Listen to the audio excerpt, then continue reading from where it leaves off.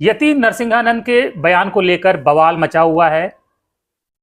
उन्होंने जिस तरह से पैगंबर पर टिप्पणी की, उसको लेकर मुस्लिम समाज में काफी रोष है। बात करने के लिए हमारे साथ लखनऊ के जाने माने मुस्लिम धर्मगुरु मौलाना सुफियान साहब हैं। क्यों आप लोग इतना रिएक्ट कर रहे हैं यति नरसिंहानंद के बयान को लेकर? वो तो यही चाहते ही थे, वो इसीलिए उन्होंने बयान दिया था।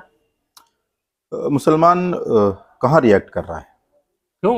कितनी गाजियाबाद में जुमे की नमाज के बाद कितना बड़ा प्रोटेस्ट हुआ, बुलंदशहर में हुआ, और डासना में कितनी हैवी फोर्स लगानी पड़ी है। तो वो तो यही चाहते हैं, तो इसका मतलब वो अपने मकसद में कामयाब हैं। नहीं, अगर प्रोटेस्ट करने को या एहतजाज करने को या संवैधानिक तरीके से अपनी बात रखने को भी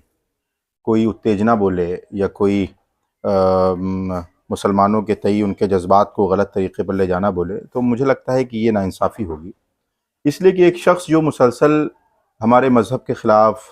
और हमारी सबसे मुक़द्दस शख्सियत जो हमें अपनी जानों से ज़्यादा अज़ीज़ है, जो मुसलमानों की सबसे मुक़द्दस शख्सियत है, और मुसलमान अपना सब कुछ उनके नाम पर क़ुरबान करने का जज्बा रखता है, बार बार एक शख्स उठता है और उसके ख़िलाफ़, अल्लाह के रसूल के ख़िलाफ़, मोहम्मद सल्लल्लाहु अलैहि वसल्लम के ख़िलाफ़ नाज़ेबा कलिमात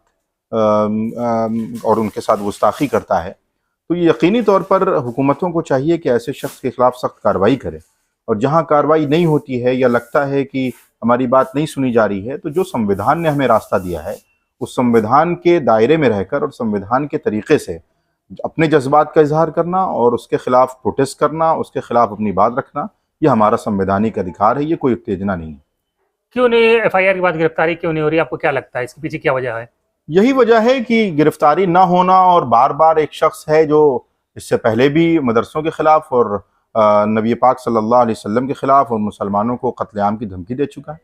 उसके ख़िलाफ़ उस पर कार्रवाई नहीं हुई, उस पर कोई एफआईआर नहीं हुई। और इसके बरक्स ये देखा जाता है कि जब कोई इशारों में बात करता है या कोई ऐसी गुफ्तगू करता है, जैसे आपने देखा कि सलमान अजहरी साहब ने सिर्फ इशारों में एक बात की, उन पर उनकी जमानत नहीं होती है, उनको जेल में डाल दिया जाता है। बेल हुई कि नहीं उनकी? नहीं, उनकी बेल नहीं हुई, एक बेल होती है, जेल में वो दूसरी एफआईआर होती है, दूसरे में वो डाल दिए जाते हैं, सिर्फ इस बात पर कि उन्होंने एक इशारे में गुफ्तगू की है। लेकिन यहाँ पर एक शख्स मुसलसल नबी पाक अलैहिस्सलातु वस्सलाम के ताल्लुक़ से अपने नज़रियात का और अपने बुरे ख़यालात का इजहार करता है, वो ऐसे अल्फाज इस्तेमाल करता है कि जो मुसलमान किसी के भी मजहबी पेशवाओं के ख़िलाफ़ ना बोलता है और ना बयान करता है। तो ऐसे शख्स पर कार्रवाई ना होना, ये हमें लगता है बड़े अफसोस की बात है। नहीं, एक व्यक्ति जो कहते हैं ना कि हमेशा सुर्खियों में रहने का भूखा हो, वो अनर्गल बयान करता रहता है, तो वो तो हिंदू धर्म पे भी बहुत अनुचित टिप्पणियां करता है। आपको याद होगा अभी जिस सभा में उसने पैगंबर साहब के खिलाफ बोला, उसी सभा में उसने बोला कि रावण ने बहुत छोटी सी गलती की थी, बहुत विद्वान आदमी था, उसका भाई विद्वान था, उसका बेटा वैज्ञानिक था, और उसको हर साल जलाना ठीक नहीं। वो तो हर धर्म पे इस तरह की टिप्पणी करता है। तो कोई पागल व्यक्ति या एक दुष्ट व्यक्ति अगर राह चलते कोई टिप्पणी कर देगा, तो क्या आप उसके पीछे भागेंगे? नहीं, देखिए, अगर आप उसको पागल मानते हैं तो उसकी जगह पागल खाना होना चाहिए, मंजर आम नहीं होना चाहिए, स्टेज नहीं होना चाहिए, और उसका महिमा मंडन नहीं होना चाहिए, उसके साथ उसके सपोर्ट में लोग नहीं आने चाहिए। अगर आप पागल उसको मानते हैं तो इससे पहले कई मरतबा उसने बयान दिया, और अगर उसका पागलपन साबित हो चुका है तो उसको पागल खाने में रखना चाहिए। मंजर आम पर आना, स्टेज पर बोलना, वीडियो वायरल करना, और जब इस मुल्क में ये कानून बना है कि हम किसी के मजहबी जज्बात को मजरू नहीं कर सकते, किसी के मजहबी पेशवाओं के खिलाफ कोई बात नहीं कर सकते, तो फिर एक पागलपन का लिबादा ओढ़कर, जिसको आप या कोई दूसरा आदमी सिर्फ पागल कहकर उससे अपनी दस्तबरदारी का ऐलान कर दे, और वो बराबर इस तरीके का पागलपन करता हो, और उसको बजाय उसका इलाज करने के, उसको पागल खाने में डालने के या उस पर कोई और कार्रवाई करने के, उसको फिर ये इख्तियार दिया जाए कि फिर वो आकर कोई नई बात करे, कोई नया एजेंडा लाए, और फिर उस पर सब लोग खामोश रहें। जहाँ तक आपने हिंदू मज़ाहिब के मजहबी पेशवाओं या हिंदू धर्म के खिलाफ बात करने की बात कही है, तो मैं तो हिंदुओं से अपील करूंगा कि अगर आपको लगता है कि आपके मजहब के खिलाफ उसने कोई बात कही है, तो आपको भी आगे आना चाहिए। ये सिर्फ मुसलमानों का मसला नहीं है, ये तो मुल्क की गंगा जमुनी तहजीब का और आपसी सौहार्द का मसला है। और ये मसला सिर्फ मुल्क का नहीं है, बल्कि नबी पाक अलैहिस्सलातु वस्सलाम की शख्सियत ऐसी है कि जिसको हमारे मुल्क हिंदुस्तान के मुसलमान नहीं बल्कि पूरे आलम इस्लाम के मुसलमान अपनी सबसे ज़्यादा मुक़द्दस शख्सियत और अपनी जानों से ज़्यादा अजीज़ रखते हैं। और इस तरीके की बयानबाजी, इस तरीके की भाषण और इस तरीके के नाजेबा कलिमात को कतई तौर पर ना हम बर्दाश्त करते हैं, और ना हम ये कहते हैं कि कोई भी मुसलमान किसी के भी मजहबी जज्बात को मजरू करे और किसी के भी मजहब के खिलाफ कोई इस तरीके की बात करे। नहीं, अभी आप देखिए इतनी बड़ी संख्या में भीड़ आई, प्रोटेस्ट किया। आपको पता है ना कि मुस्लिमों के खिलाफ कैसे कार्रवाई होती है। तो अगर जरा सा भी प्रदर्शन उग्र हो गया तो सैकड़ों हजारों लोगों के खिलाफ एफआईआर हो जाएगी, उनकी तो जिंदगियां बर्बाद हो जाएंगी। नहीं, देखिए, मुसलमानों ने कभी कोई उग्र प्रदर्शन नहीं किया है। अभी आपने देखा नहीं, इससे भीड़ पहले, तो कभी भी वायलेंट हो सकती है। इससे पहले भी अभी वो महाराष्ट्र के एक साधु ने जब अल्लाह के रसूल के खिलाफ कोई सख्त अल्फाज और उनके खिलाफ गुस्ताखी की थी, तो औरंगाबाद से एक प्रोटेस्ट हुआ जो मुंबई तक गया, और इतनी बड़ी तादाद में उसमें लोगों ने शिरकत की कि जो एक तारीख बन गई है। लेकिन किसी ने भी किसी के भी मजहब के खिलाफ ना कोई बात कही, न किसी ने कोई उग्र प्रदर्शन किया, और न किसी ने कोई असंवैधानिक हरकत की। इसलिए मुसलमान कानून के दायरे में रहना जानता है। हाँ, ये बात अलग है कि मुसलमानों के नाम पर या मुसलमानों को बदनाम करने के लिए कभी कभी कुछ सियासी नुक्ते नज़र से कुछ ऐसी चीज़ें की जाती हैं कि जिससे मुसलमानों को बदनाम किया जाए और मुसलमानों की छवि पूरे हिंदुस्तान के अंदर और पूरे दुनिया के अंदर ख़राब की जाए। लिहाजा मैं नहीं समझता हूँ कि मुसलमान कहीं भी प्रदर्शन करता है और वो भी वो संविधान के खिलाफ जाकर या आप किसी के भी मजहब के खिलाफ जाकर कोई बात करता है। नरसिंहानंद जैसे जो एंटी सोशल एलिमेंट्स हैं, जो अक्सर इस तरह से पैगंबर साहब पर टिप्पणी करते हैं, तो आप जैसे ने कहा महाराष्ट्र में भी एक कथित साधु ने कहा था, तो क्या लगता है कि अगर किसी एक के ऊपर कोई कायदे की कार्रवाई हो जाती तो इस तरह का जो सिलसिला है वो बंद हो जाता, तो जानबूझकर इस तरह के लोगों पर कार्रवाई नहीं होती, ऐसा आपका मानना है?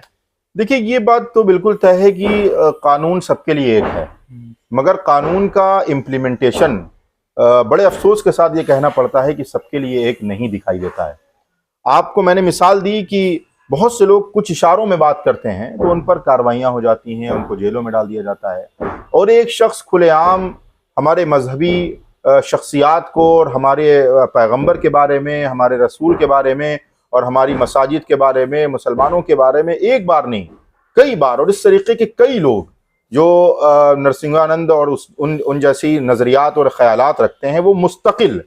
कहीं किसी स्टेट से, कहीं किसी स्टेट से, कभी मुसलमानों के कत्लेआम की बात की जाती है, कभी मुसलमानों के मसाजिद को मुनहदिम करने की बात की जाती है, कभी मुसलमानों की टांगें तोड़ने की बात की जाती है, कभी मुसलमानों को पाकिस्तान भेजने की बात की जाती है। और हद तो यह है कि मुसलमानों की सबसे मुक़द्दस शख्सियत के बारे में जब नाज़ेबा कलिमात कहे जाते हैं, उस पर भी अफसोस होता है कि सिर्फ एक एफआईआर करके उसको नज़रअंदाज करने की कोशिश की जाती है। अगर इन लोगों पर जो कानून में जो चीज़ें दर्ज हैं, अगर उन नुक्ते नज़र से उन पर कार्रवाई हो जाए, तो मुझे लगता है कि इस मुल्क का जो अमन पसंद शहरी है वो चैन और सुकून के साथ अपनी ज़िंदगी गुजारेगा, और इस तरीके के वाक़यात मुस्तक़बिल में आगे देखने को नहीं मिलेंगे। क्या आपको लगता है कि कार्रवाई ना करके सियासतदान ये मैसेज देते हैं कि आप बोलते रहो और हम आपको बैक कर रहे हैं कार्रवाई अब देखिए, ये एक शेर में बड़ी अच्छी बात कही गई कि उनका जो काम है वो अहले सियासत जाने, मेरा पैगाम मोहब्बत है जहाँ तक फैले। सियासत तो काम ही है हिंदू और मुसलमान के नाम पर, मजहब और मिल्लत के नाम पर,